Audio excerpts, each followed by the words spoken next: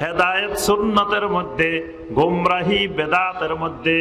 তাহলে যেই জিনিসে গোমরাহি, যেই জিনিসে আমাকে গোমরা করবে, আপনাকে গোমরা করবে, যেই জিনিসে পুরা মুসলিম কওমকে গোমরা করবে, ওই জিনিসের সাথে আমি একজন মুসলিম হিসাবে একমত হইতে পারি না।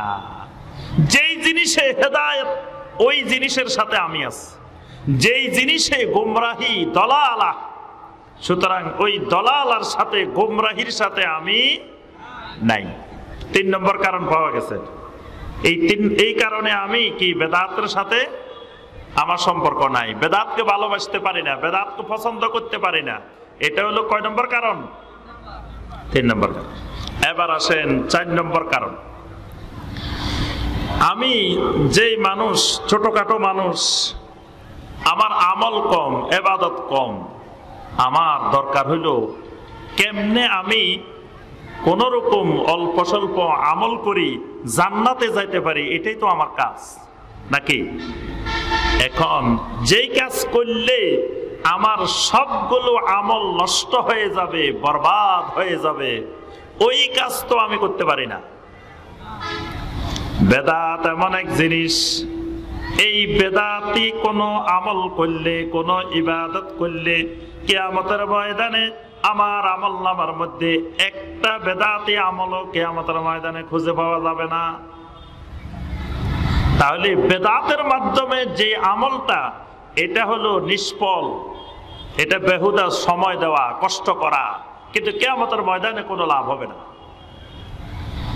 এই কারণে আল্লাহ পাক সূরা আল ফুরকানের 23 নম্বর আয়াতে কারিমে বলছেন, ওয়াকাদিমনা ইলা মা আমিলু মিন আমালিন ফাজআলনাহু হাবাআম মানসুরা। কিয়ামতের ময়দানে কত মানুষ আমি আল্লাহর সামনে আমল নিয়ে হাজির হবে। আমল, খালি আমল আর আমল, অনেক আমল আছে। কিছুক্ষণ পরে দেখা গেল ফাজআলনাহু হাবাআম মানসুরা, বিক্ষিপ্ত ধূলিকণার মতো। যেমন বাতাস আসলে ওই ধূলিকণাগুলো বাতাসে উড়াই নিয়ে যায়, ঠিক কতক্ষণ পরে যত আমল ছিল সবগুলো আমল উড়িয়ে চলে গেছে। আমল নামার মধ্যে কোনো আমল নাই, আমল নামা খালি হয়ে গেছে, আমল নামা হালকা হয়ে গেছে, আমল নামার মধ্যে কোনো আমল খুঁজে পাওয়া যাচ্ছে না। এত আমল ছিল, আমলগুলা গেল কই? আল্লাহ রাসূল সাল্লাল্লাহু আলাইহি ওয়াসাল্লাম বলেন, মান আমিলা আমালান লাইসা আলাইহি আমরুনা ফাহুয়া রাদ্দুন। কেউ যদি এমন আমল করে যে আমল আমরা করি নাই, আমরা করার জন্য বলি নাই, আমরা করার অনুমোদন দিই নাই। আমরা কারা? আমি এবং আমার সাহাবীরা। যেই আমল করি নাই, যেই আমল করতে বলি নাই, যেই আমলের অনুমোদন দিই নাই, এইরকম আমল যদি কেউ করে ফাহুয়া রাদ্দুন, সেটা বাতিল, সেটা প্রত্যাখ্যাত। তাহলে বোঝা গেল বেদাতি আমল মনে মনে, বস্তায় বস্তায়, ট্রাকে ট্রাকে, জাহাজে জাহাজে যদিও নিয়ে যাওয়া হয়, কিয়ামতের ময়দানে আমলনামার মধ্যে কোনো বেদাতি আমল খুঁজে পাওয়া যাবে না। তাহলে আমি এত কষ্ট করে আমল করব জান্নাতে যাওয়ার জন্য। কারণ জান্নাতে যেতে গেলে আমল লাগে। জান্নাতে যেতে গেলে কি লাগে? ফামান কানা ইয়ারজু লিকা রাব্বিহি ফালইয়ামাল আমালান সালিহা। আল্লাহ রাব্বুল আলামিন বলেন, বান্দারে, যদি আমি আল্লাহর সাথে মোলাকাত করতে চাও, সাক্ষাৎ করতে চাও, জান্নাতের বাসিন্দা হতে চাও, ফালিয়ামাল আমালান সালিহা, বেশি বেশি করে আমলে সালেহ করো, আমল করো। তবে সব আমল না, আমলটা হইতে হবে আমলে সালেহ। তাহলে আমলে সালেহ হইতে হইলে ওই আমলটার মধ্যে 2টা গুণ থাকা লাগে। 1 নম্বর গুণ, আমলটার মধ্যে ইখলাস থাকা লাগবে। 2 নম্বর গুণ, আমলটা নবী সাল্লাল্লাহু আলাইহি ওয়াসাল্লামের সুন্নাত তরিকায় হওয়া লাগবে। যদি আমলটা সুন্নাত তরিকায় না হয়, ওই আমল সারা জীবন করলেও আল্লাহর কাছে কবুল হবে না। তাহলে আমি যদি ওযু করলাম, বেদাতি ওযু করলাম, এই ওযু কবুল হবে? ওযু যদি কবুল না হয় তা আমার সালাত কবুল হবে? তাহলে ওযুর মধ্যে বেদাত থাকা যাবে না, সালাতের মধ্যে বেদাত থাকা। এমন জিকির করলাম। তাহলে আমার ভাইয়েরা এবং বোনেরা, 4 নম্বর কারণ এখন চলতেছে। কয় নম্বর কারণ? 4 নম্বর কারণ। 4 নম্বর কারণ হলো বেদাতের মাধ্যমে আমল নষ্ট হয়ে যায়, বেদাতের মাধ্যমে আমল কবুল হয় না, বেদাতের মাধ্যমে আমল সালেহ হয় না, বেদাতের মাধ্যমে আমল সব নষ্ট হয়ে যায়। তো যেই জিনিসে আমল নষ্ট করে, যেটা আমলের ভাইরাস, যেটা আমলের জীবাণু, আমল ধ্বংস করে দে, আমল নষ্ট করে দে, তা আমি একজন মুসলিম হয়ে ওই বেদাতের সাথে একাত্মতা পোষণ করতে পারি না। কারণ আমার আমল বাঁচাইতে হবে, আমল রক্ষা করতে হবে। আমল না হলে আমার জান্নাত হবে না। যে জিনিস আমল ধ্বংস করে ওই জিনিসের সাথে আমি আবার মহব্বত করি কেমনে, ওই জিনিসের সাথে আমি আবার মিলেমিশে থাকি কেমনে? এই জন্য বেদাতের সাথে আমি মিলেমিশে থাকতে পারি না। কয় কারণ গেল? 4টা। মাশাআল্লাহ, ছাত্র খুব মেধাবী আছে আজকে, মনে আছে 4টা। এবার আসেন 5 নম্বর কারণ। আমি কিয়ামতের ময়দানে হাউজে কাউসারের পানি পান করতে চাই। আপনারা চান কিনা? আল্লাহ পাক আমাদের সবাইকে নবী সাল্লাল্লাহু আলাইহি ওয়াসাল্লামের হাতে হাউজে কাউসারের পানি পান করার তৌফিক দান করুন। এখন এই হাউজে কাউসারের পানি পান করতে হইলে শর্ত হলো সুন্নতের উপরে থাকা লাগবে, বেদাত করা যাবে না। হাউজে কাউসারের পানি খাইতে হইলে বেদাত করা যাবে না। সহিহ আল বুখারীর হাদিস, আল্লাহ রাসূল সাল্লাল্লাহু আলাইহি ওয়াসাল্লাম হাউজে কাউসারের সামনে দাঁড়িয়ে দাঁড়িয়ে উম্মতকে পানি পান করাবেন। সুবহানাল্লাহ। আল্লাহ রাসূল সাল্লাল্লাহু আলাইহি ওয়াসাল্লামের ছোট ছেলে ইব্রাহিম রাদিয়াল্লাহু তাআলা আনহু যখন মারা গেলেন, সবাই বলতেছে মুহাম্মদ তো আবতার হয়ে গেছে। আবতার, আবতার মানে লাসকাটা, নির্বংশীয়। মানে মুহাম্মদ সাল্লাল্লাহু আলাইহি ওয়াসাল্লাম মারা গেলে আর তার বংশে কেউ তার ধারক বাহক নাই, তিনি আবতার।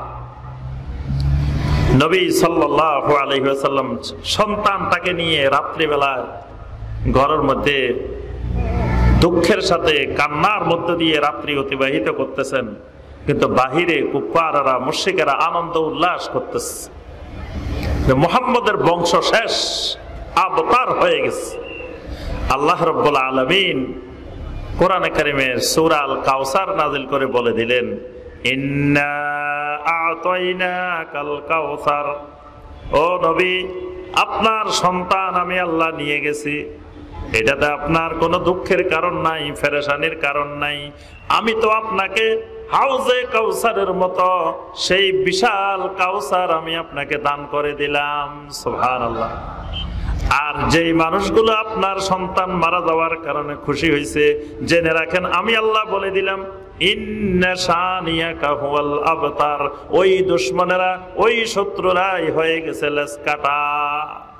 আজকে দেখেন মুহাম্মদুর রাসূলুল্লাহ সাল্লাল্লাহু আলাইহি ওয়াসাল্লামের ছেলে নাই, কিন্তু এমন একটা সেকেন্ড দুনিয়ার মধ্যে যাচ্ছে না যেই সেকেন্ডে কোটি কোটি বার নবী সাল্লাল্লাহু আলাইহি ওয়াসাল্লামের উপরে দরুদ না পড়ে। কিন্তু যেই মানুষগুলো সেদিন খুশি হয়েছিল, আবতার আবতার বলে চিৎকার করেছিল, ওই মানুষগুলোর নাম নেওয়ার মতো মানুষ জমিনে একজনও নাই। কত নকল আওলাদে রাসূল বাংলাদেশের রাস্তা রাস্তায় ঘোরাফেরা করে, পরিচয় দেয় আমি আওলাদে রাসূল। নকল আওলাদে রাসূল, বেজাল আওলাদে রাসূল। কেন পরিচয় দেয়? এই জন্য পরিচয় দেয়, আওলাদে রাসূল পরিচয় দিলে অনেক সম্মান পাওয়া যায়, অনেক মুরিদ পাওয়া যায়, অনেক অর্থ সংগ্রহ করা যায়, অনেক কিছু করা যায়। কিন্তু আজ পর্যন্ত বাংলাদেশে কোনো জায়গায়, পৃথিবীর কোনো জায়গায় দেখবেন কেউ পরিচয় দেয় না বাবারে আমি আবু জাহেলের বংশধর, এটা পরিচয় দেয় না। এটা দিতে শুনছেন কোনদিন? কেউ কইছে যে আমি আবু জাহেলের বংশধর, আমি আবু লাহাবের বংশধর, আমি উতবার বংশধর, এই পরিচয় পৃথিবীর কোথাও দিতে শুনছেন? তো কেন দেয় না? ওই পরিচয় দিলে জুতার বাড়ি, ওই পরিচয় দিলে পৃথিবীতে কিছু পাওয়া যাবে না। তাহলে যারা বলছিল নবী সাল্লাল্লাহু আলাইহি ওয়াসাল্লামের সন্তান নাই লেজ কাটা, তারাই লেজ কাটা হয়ে গেছে। কিন্তু আল্লাহ রাসূল সাল্লাল্লাহু আলাইহি ওয়াসাল্লামের উম্মত কিয়ামত পর্যন্ত আল্লাহ পাক জমিনে কোটি কোটি উম্মত রাখবেন ইনশাআল্লাহ। তাহলে এই হাউজে কাউসারের পানি নবী সাল্লাল্লাহু আলাইহি ওয়াসাল্লাম কাদেরকে খাওয়াইবেন? আমাদেরকে। কাদেরকে? আমাদেরকে। এখন আমরা কি গেলেই খাইতে পারবো? কি হাউজে কাউসারের কাছে দৌড়াই গেলাম, গেলেই কি পাওয়া যাবে? আল্লাহ রাসূল সাল্লাল্লাহু আলাইহি ওয়াসাল্লাম বলেন, কিয়ামতের ময়দানে আমি যখন হাউজে কাউসারের সামনে দাঁড়ায় দাঁড়ায় পানি পান করাইতে থাকবো, এমন সময় কিছু মানুষ দূরের থেকে আসার ক্ষেত্রে ফেরেশতারা রাস্তায় বাধা দিয়ে দিছে, প্রতিবন্ধকতা সৃষ্টি করছে। থামো বেড়া, যাওয়া যাবে না। থাম বেড়া, এদিকে সামনে যাওয়া যাবে না। এরা তো দৌড়াই আসতেছে হাউজে কাউসারের পানি খেতে, ফেরেশতারা আটকাই দিছে। এখন নবী সাল্লাল্লাহু আলাইহি ওয়াসাল্লাম তাকায় দেখলেন যেই মানুষগুলারে আটকাই দিছে এগুলো তো আমার উম্মত। নবী সাল্লাল্লাহু আলাইহি ওয়াসাল্লাম এখান থেকে বলতেছেন, হাউলাই উম্মতি, হাউলাই উম্মতি, ও ফেরেশতারা এগুলারে ছাড়ি দাও, ছাড়ি দাও, আটকে রাখিও না, এগুলো তো আমার উম্মত। এরা একটু আসুক না, এক গ্লাস পানি খাক না।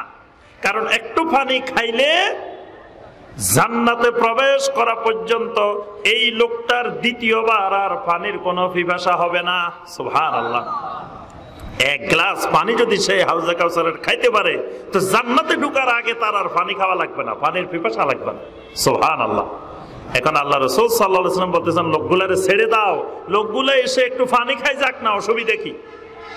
কিন্তু ফেরেশতারা বলতেছেন, ইন্নাকা লা তাদরি মা আহদাসু বাদাক, ও নবী আমরা তো ছাড়ি দিতে আপত্তি ছিল না, কিন্তু আল্লাহ রাব্বুল আলামিন নির্ধারণ করে দিয়েছেন আপনি দুনিয়া থেকে আসার পরে যেই মানুষগুলো আপনার রেখে যাওয়া দ্বীনের ভিতরে, আপনার রেখে যাওয়া ইসলামের ভিতরে নতুন নতুন বেদাতি আকীদা ঢুকাইছে, নতুন নতুন বেদাতি আমল ঢুকাইছে, এই মানুষগুলার জন্য আল্লাহ রাব্বুল আলামিন এই হাউজে কাউসারের পানি হারাম ঘোষণা করছেন। এই মানুষগুলো হাউজে কাউসারের পানি পাবে না। সুতরাং যে আসামি ধরছি, যাদেরকে এখানে আটকে রেখেছি, এগুলা সব আপনার উম্মতের বেদাতি, বেদাতি উম্মত। এগুলো আপনার রেখে যাওয়া দ্বীনের মধ্যে বেদাত তৈরি করছে। তাহলে বেদাত হাউজে কাউসারের পানি পান করার ক্ষেত্রে প্রতিবন্ধক। তাহলে যেই জিনিসে আমাকে হাউজে কাউসারের পানি পান করতে দিবে না, যেই জিনিসের কারণে হাউজে কাউসারের পানি পান করা যাবে না, সেই জিনিসকে আমি পছন্দ করতে পারি না। কয় কারণ গেছে? জি, মাশাআল্লাহ। এবার আসেন ৬ নম্বর, কেন বেদাতকে পছন্দ করি না, বেদাতকে ভালোবাসি না। ৬ নম্বর কারণ, নবী সাল্লাল্লাহু আলাইহি ওয়াসাল্লামের শাফাআত আমার আপনার জীবনের সবচেয়ে বড় পাওয়া, সবচেয়ে বড় চাওয়া। আল্লাহ রাব্বুল আলামিনের কাছে সবাই দোয়া করে, আয় আল্লাহ আমাদের সবাইকে মুহাম্মাদুর রাসূলুল্লাহ সাল্লাল্লাহু আলাইহি ওয়াসাল্লামের শাফাআত নসিব করুন। আমিন বলবেন না? চান না মনে হয় আপনারা, নাকি? নবী সাল্লাল্লাহু আলাইহি ওয়াসাল্লামের শাফাআত চান না? চাই। এখন নবী সাল্লাল্লাহু আলাইহি ওয়াসাল্লামের শাফাআত পাওয়ার ক্ষেত্রে শর্ত, ওয়া রাদিয়া লাহু কাওলা, এমন ব্যক্তিকে শাফাআতের অনুমতি দেওয়া হবে যেই ব্যক্তির কথায় আল্লাহ রাব্বুল আলামিন সন্তুষ্ট হয়েছেন। যে ব্যক্তির কথায় আল্লাহ পাক সন্তুষ্ট হয়েছেন, এই মানুষগুলোকে শাফাআত করার অনুমতি দেওয়া হবে। এখন আল্লাহ রাব্বুল আলামিন শিরিকের প্রতি অসন্তুষ্ট, আল্লাহ রাব্বুল আলামিন কুফরির প্রতি অসন্তুষ্ট, আল্লাহ রাব্বুল আলামিন নেফাকের প্রতি অসন্তুষ্ট, আল্লাহ রাব্বুল আলামিন বেদাতের প্রতি অসন্তুষ্ট। তাহলে যেই ব্যক্তি শিরিক করে, যেই ব্যক্তি বেদাত করে, এই ব্যক্তির প্রতি আল্লাহ রাব্বুল আলামিন অসন্তুষ্ট। তো অসন্তুষ্ট যেই ব্যক্তির প্রতি, এই ব্যক্তিকে শাফাআত করার অনুমতি আল্লাহ রাব্বুল আলামিন দিবেন না। এই কারণে আয়াতুল কুরসির মধ্যে আল্লাহ পাক বলছেন, মান যাল্লাযী ইয়াশফাউ ইনদাহু ইল্লা বিইযনি, সে কে যে আমি আল্লাহর অনুমতি ছাড়া শাফাআত করবে। তাহলে আল্লাহ রাব্বুল আলামিন যার ব্যাপারে অনুমতি দিবেন তাকেই নবী সাল্লাল্লাহু আলাইহি ওয়াসাল্লাম সুপারিশ করবেন। তো যেই লোক বেদাত করে, বেদাতি, এই লোককে শাফাআত করার অনুমতি দেওয়া হবে না। এই কারণেই হাদিসে বলা হয়েছে কুল্লু দলালাতিন ফিন্নার, কুল্লু বেদাতিন দলালা ওয়া কুল্লু দলালাতিন ফিন্নার। যত বেদাত আছে সমস্ত বেদাত দলালা, আর সমস্ত দলালার পরিণতি জাহান্নাম। অর্থাৎ বেদাতকারী নবী সাল্লাল্লাহু আলাইহি ওয়াসাল্লামের শাফাআত পাবে না। তাহলে যেই জিনিস শাফাআতকে ক্যান্সেল করে দেয়, শাফাআত নষ্ট করে দেয়, এই জিনিসকে আমি আপনি ভালোবাসতে, মহব্বত করতে পারি না। আরো অনেকগুলো কারণ আছে, আজকে এই 6টা থাকুক, যে এই কারণগুলোতে আমি আপনি বেদাতের সাথে একাত্মতা ঘোষণা করতে, ভালোবাসতে পারি না। তাহলে বেদাত আছে যেখানে আমরা নাই, এটা মনে রাখতে হবে। বেদাত আছে যেখানে আমরা নাই সেখানে, শিরিক আছে যেখানে, সুন্নত আছে যেখানে আমরা আছি সেখানে, তাওহীদ আছে যেখানে আমরা আছি সেখানে, এটা মনে রাখতে হবে। এবার আসেন, যেই বেদাতকে আমরা অপছন্দ করি, যেই বেদাতকে আমরা ঘৃণা করি, যেই বেদাতের সাথে আমরা একাত্মতা করতে পারি না, এই কারণে এবার ওই বেদাত কাকে বলে এটা তো চিনা লাগবে নাকি? বেদাত চিনা লাগবে না? বেদাত যদি না চিনেন তাহলে তো এবার বেদাত থেকে বাঁচবেন কেমনে? কারণ বেদাত চিনাটা সবচেয়ে বড় কাজ। মানে বেদাত চিনতে পারছেন, প্রথমত চিনে গেছেন, আপনি 50% কাজ আগাই গেছেন। না চিনলে আপনি তখন অনেক ক্ষতিগ্রস্ত হয়ে যাওয়ার সম্ভাবনা আছে। এই জন্য বেদাত চিনাটা প্রত্যেক ইমানদারের উপরে ফরজ।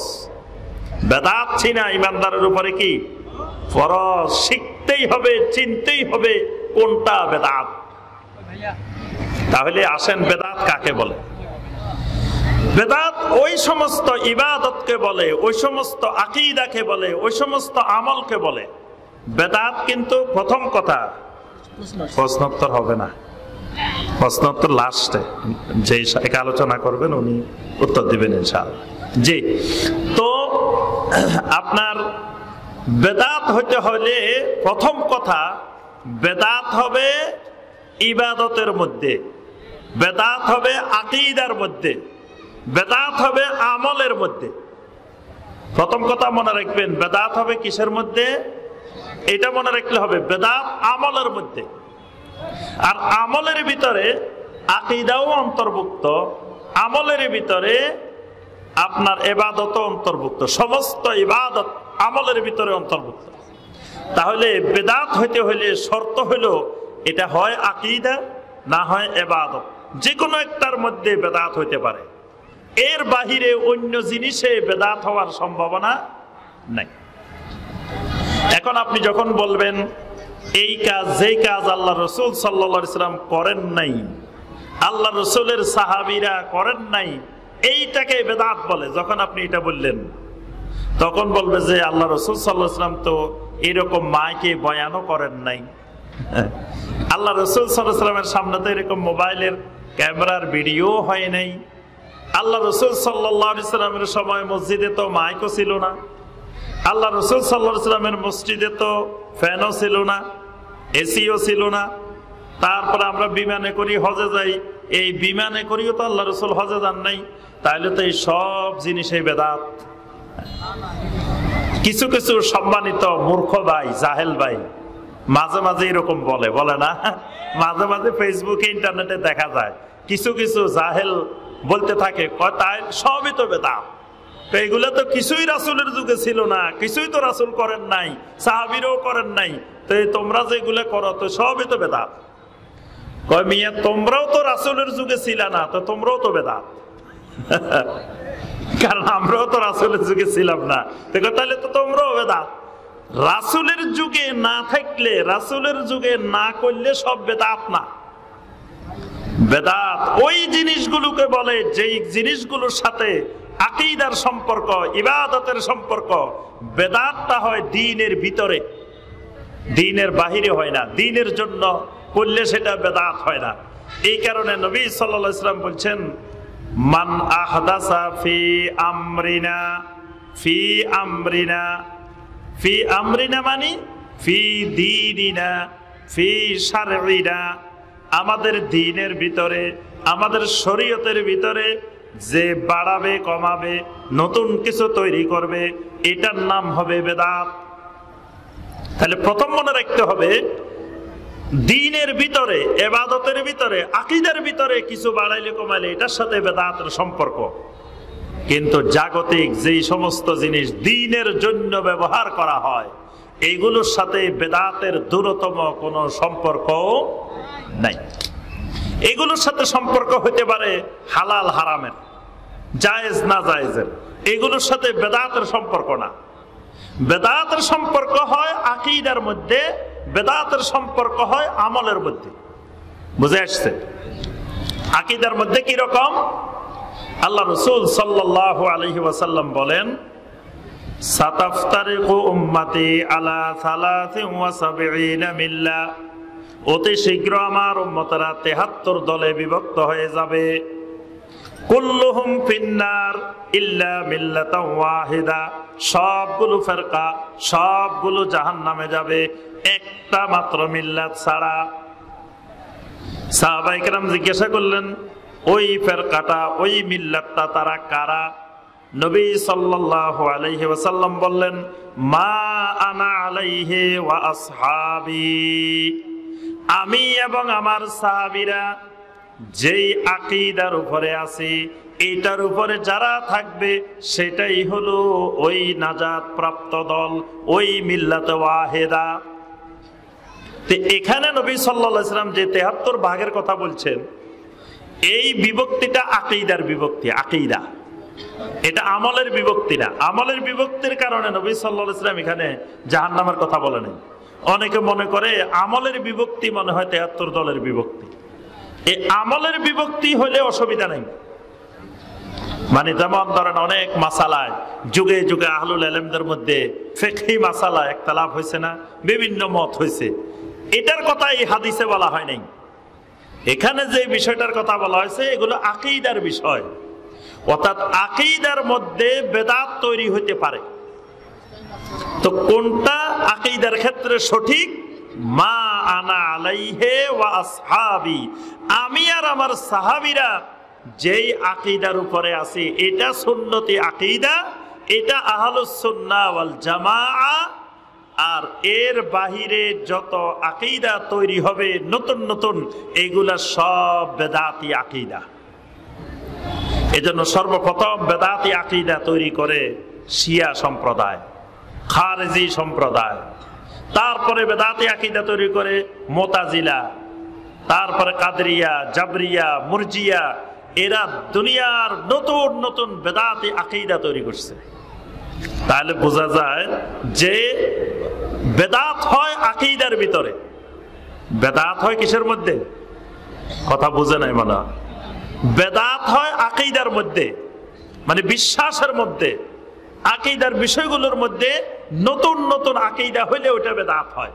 যেই আকীদা রাসূল সাল্লাল্লাহু আলাইহি ওয়াসাল্লামের সময় ছিল না, সাহাবায়ে কেরামের মধ্যে ছিল না, পরবর্তীতে নতুন করে বানানো হয়েছে, এই আকীদাগুলোর নাম বেদাতি আকীদা। এই আকীদার নাম বেদাতি আকীদা। যেমন ধরেন আল্লাহ রাসূল সাল্লাল্লাহু আলাইহি ওয়াসাল্লাম নূরের তৈরি, এই আকীদা, এটা একটা আকীদার বিষয়। কিসের বিষয়? আকীদার বিষয়, বিশ্বাসের বিষয়। এই যে বিশ্বাসটা, আকীদাটা তৈরি করা হইলো, এই আকীদা সাহাবায়ে কেরামেরা পোষণ করেন নাই, তাবেঈনে কেরাম পোষণ করেন নাই, তাবেঈনে কেরাম পোষণ করেন নাই। যুগে যুগে ওলামায়ে কেরাম, আইম্মায়ে কেরাম আকীদার কিতাব লিখছেন। ইমাম আবু হানিফা রাহমাতুল্লাহি আলাইহি আকীদার কিতাব লিখছেন, আল ফিকহুল আকবার লিখছেন না? এই কিতাবের মধ্যেও ইমাম আবু হানিফা রাহমাতুল্লাহ আলাইহি লেখেন নাই যে নবী সাল্লাল্লাহু আলাইহি ওয়াসাল্লাম নূরের তৈরি, এটাই কিতাবের মধ্যেও। তাহলে বোঝা গেল ওই আমলে ওই যুগে কেউ এই কথা শুনে নাই, পরবর্তীতে এসে নতুন করে রাসূলের মহব্বতের নাম দিয়ে, ইশকের নাম দিয়ে, ভালোবাসার নাম দিয়ে নতুন নতুন আকীদা বানানো হয়েছে। আল্লাহ রসুল গায়েব জানেন, আল্লাহ রসুল সব জায়গায় হাজির নাজির, আল্লাহ রসুল নূরের তৈরি, আল্লাহ রসুলের ব্যাপারে অনেক নতুন নতুন জিনিস বানানো হয়েছে। তাহলে এইগুলো কোন কোন বেদাত? আকীদাগত বেদাত। কিসের বেদাত? আকীদাগত বেদাত। খেয়াল রাখতে হবে, বেদাত দুই ধরনের, আকীদাগত বেদাত হয়, আমলগত বেদাত হয়। এই আকীদাগত বেদাত যেই ইমাম সাহেব পোষণ করেন, ওই ইমাম সাহেবের পিছনে সালাত আদায় করলে সালাত হবে না। এরকম আকীদার মধ্যে যিনি বেদাতি আকীদা পোষণ করেন, এরকম বেদাতি আকীদা মারাত্মক, এবং নবী সাল্লাল্লাহু আলাইহি ওয়াসাল্লাম বেদাতি আকীদাকে জাহান্নামের ঘোষণা দিয়েছেন। বেদাতি আকীদাকে জাহান্নামের ঘোষণা দিয়েছেন। তাহলে আমি যে কথাটা বলতেছিলাম, আর আমার আলোচনা হলো যে বেদাত হয় আকীদার মধ্যে, আরেক ধরনের বেদাত হয় কিসের মধ্যে? আমলের মধ্যে। আরেক ধরনের বেদাত হয় আমলের মধ্যে। যেমন নবী সাল্লাল্লাহু আলাইহি ওয়াসাল্লাম বলছেন, মান আমিলা আমালান লাইসা আলাইহি আমরুনা ফাহুয়া রাদ্দুন। যে ব্যক্তি এমন কোন আমল করলো, মান আমিলা আমালান, এমন আমল করলো, লাইসা আলাইহি আমরুনা, যেই আমলের উপরে আমাদের পক্ষ থেকে কোনো নির্দেশনা নাই, কোনো দলিল নেই, কোনো এই ব্যাপারে কোনো আমল প্রমাণিত নাই, ফাহুয়া রাদ্দুন, এই আমল বাতিল। তাহলে এখানে যে বেদাত, এটা কিসের মধ্যে বেদাত? আমলের মধ্যে। যেমন ধরেন সালাত একটা আমল, সালাত একটা আমল। তাহলে এই সালাতের আমলটা কেমনে করতে হবে? আল্লাহ রসুল সাল্লাল্লাহু আলাইহি ওয়াসাল্লাম যেমনে করেছেন, আল্লাহ রসুলের সাহাবীরা যেমনে করেছেন, কিয়ামত পর্যন্ত আমার আপনার সালাতটা ওইভাবে হওয়া লাগবে। এর বাহিরে যদি নতুন কোন পদ্ধতি সালাতের মধ্যে তৈরি করি, তখন সেটার নাম হবে বেদাতি আমল। সেটা বেদাতি কি? আমল। যেমন ধরেন আমি বললাম যে ভাইজান, আপনারা যে সালাতের মধ্যে দাঁড়াইছেন, আপনাদের জায়নামাজটা নাপাক, আপনাদের জায়নামাজ পাক করা লাগবে। তো বললেন সাহেব কেমনে পাক করবো? আমি বললাম যে আপনারা জায়নামাজে দাঁড়ায় বলবেন, ইন্নী ওয়াজ্জাহাতু ওয়াজহিয়া লিল্লাযী ফাতারাস সামাওয়াতি ওয়াল আরদা হানিফা ওয়া মা আনা মিনাল মুশরিকিন। এটা জায়নামাজের দোয়া, জায়নামাজ পাক করার দোয়া। আপনাদের জায়নামাজ না পাক ছিল, এটা পড়লে কি হয়ে যাবে? পাক হয়ে যাবে। এই যে আমি আপনাদেরকে আমলটা শিখাই দিলাম, এই আমলটা আমার রাসূল শিখান নাই, সাহাবীরা শিখান নাই, তাবেঈনেরা শিখান নাই, তাবেঈনেরা শিখান নাই, আইম্মায়ে কেরামেরা শিখান নাই, নতুন শিখাইছি। তাহলে এই যে নতুন শিখানো, এই নতুন জিনিসটার নাম হলো কি? বেদাত। এটা কোন বেদাত? আমলের বেদাত। মাশাআল্লাহ, স্টুডেন্ট আজকে অনেক মেধাবী, খুবই মেধাবী স্টুডেন্ট, সব বুঝে গেছে আলহামদুলিল্লাহ। তাহলে এটা কিসের? আমলের বেদাত। আচ্ছা, এবার কইলাম যে ভাই, যে সালাত যে শুরু করবেন, সালাতের আগে দিতে নিয়ত পড়া লাগবে। কি পড়া লাগবে? নিয়ত পড়া লাগবে। নিয়ত করা না, নিয়ত পড়া লাগবে। তা আপনারা বললেন শায়েখ নিয়ত কেমনে পড়তে হয় আমরা তো জানি না। তা আমি বললাম যে আপনারা নিয়ত পড়বেন, নাওয়াইতু আন উসাল্লিয়া লিল্লাহি তাআলা রাকাতায় সালাতিল ফজর। আচ্ছা, এইভাবে শিখিয়ে দিলাম, আপনি পড়লেন। এই যে নিয়তটা পড়লেন, আমি বানাই দিলাম, এই নিয়ত পড়ার নাম হবে কি? বেদাত। কোন বেদাত? আমলের বেদাত। এটা কিসের বেদাত? আমলের বেদাত। এই আমলের বেদাত করার কারণে আপনার এই আমল বাতিল, এবং এই আমল নবী সাল্লাল্লাহু আলাইহি ওয়াসাল্লাম করেন নাই, সাহাবায়ে কেরাম করেন নাই, তাবেঈনে কেরামেরা কেউ করেন নাই। এটাকে নবী সাল্লাল্লাহু আলাইহি ওয়াসাল্লাম বলেন ফাহুয়া রাদ্দুন।